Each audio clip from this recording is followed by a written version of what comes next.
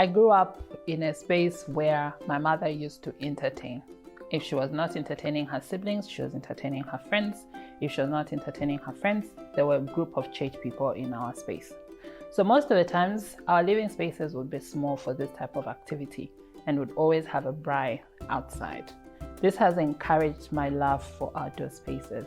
In my own home, I'm already considering what type of outdoor spaces I'm going to have. First of all, because I know I'm an entertainer, and second of all, because I just do like sitting outside. My name is Ruth Moto, founder and creative director of My Perfect Stitch. In this chapter of Design Conversations with Ruth, we're going to be looking at outdoor spaces and the different type of activities that we can have. So join me now.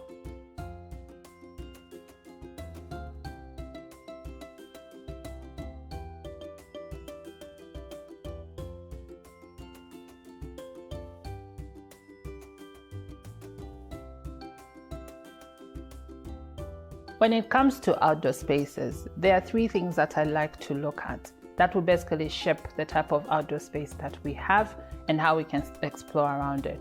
Number one is creating the room. The one thing about outdoor spaces is that they're very different from our indoor living spaces.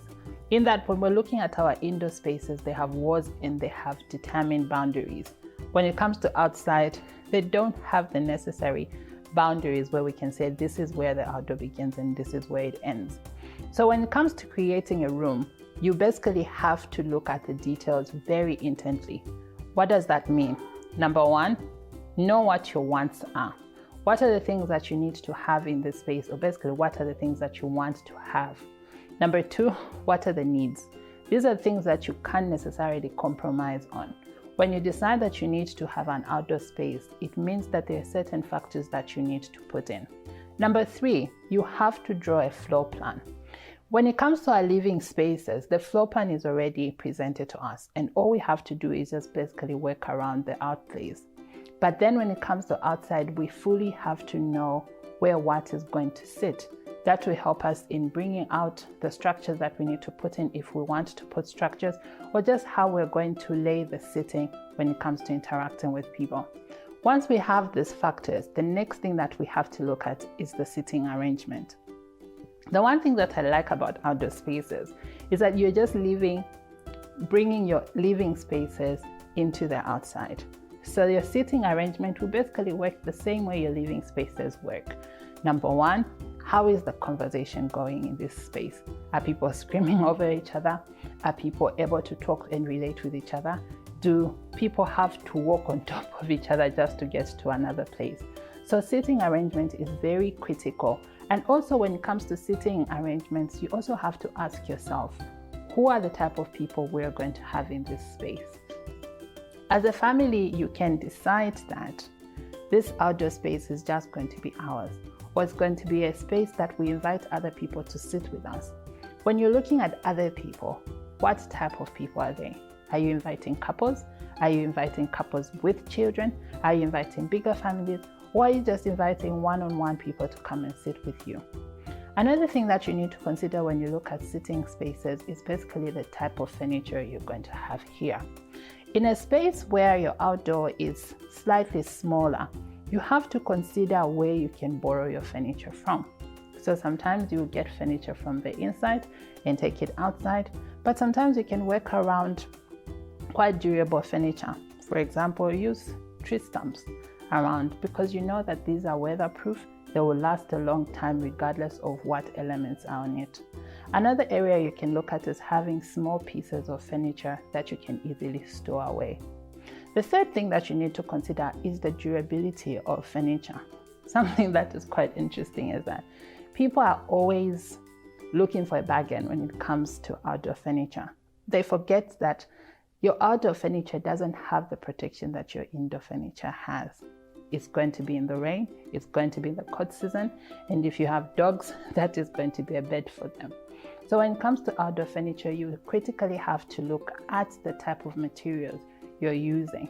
Otherwise, it's going to be a cycle where every year or 2 years you're looking into buying new furniture. So now that we have looked at these spaces, looked at creating the room, looked at the seating arrangement, and looked at the type of furniture that we're going to have in this space, The question now comes, how can I make my outdoor a space that I really, really like?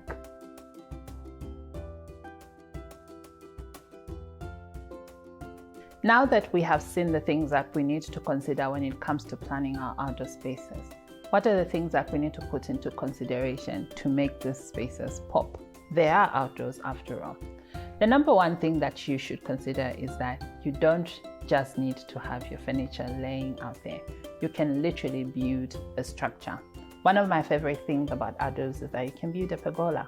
This is where you have a four-way structure and you can place your sitting arrangements anywhere. Number two is that you can have a fire pit. So whether it's cold, whether it's hot, you have a place that is a focal point, which can be a position of where all conversation happen. Number three is having a pop of color when it comes to your cushion styles. You can either decide to have yellows, you can have oranges, or you can have the one thing that calms you, because that is the place where you lie down, you entertain your friends, or you simply read a book. Another thing that you need to consider is having plants. If you're not a plant person, something that I always do is just get really, really big flower pots and grow trees. They grow all by themselves, but they add such flavor to your outdoor. So whichever way you look at it, an outdoor space is something that takes us out of our living spaces to a place that has more air, to a place that makes us see what else we have outside, and to a place that can build even bigger bonds with our friends and our relations.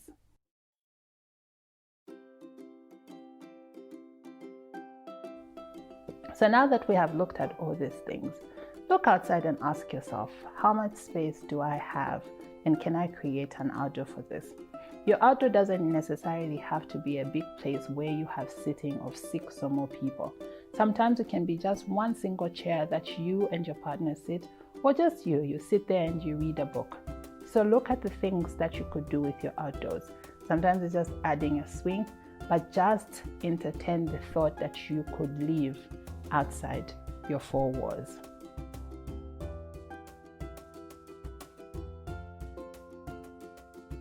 There's something that I'd like you to do. In the very first chapter of this series, we had looked at finding your style and the sources of inspiration. It doesn't matter what type of space that you have now. Look for inspiration to what your outdoor can be. Collect a chain of pictures and create a vision board for your outside. Whether it's a space where you're entertaining a lot of people or it's a space where you just entertain yourself. Collect those pictures and create a vision board. And as usual, tag us and follow us on all our socials and show us what type of vision board you have created, and let us see how that place becomes real in a few months to come.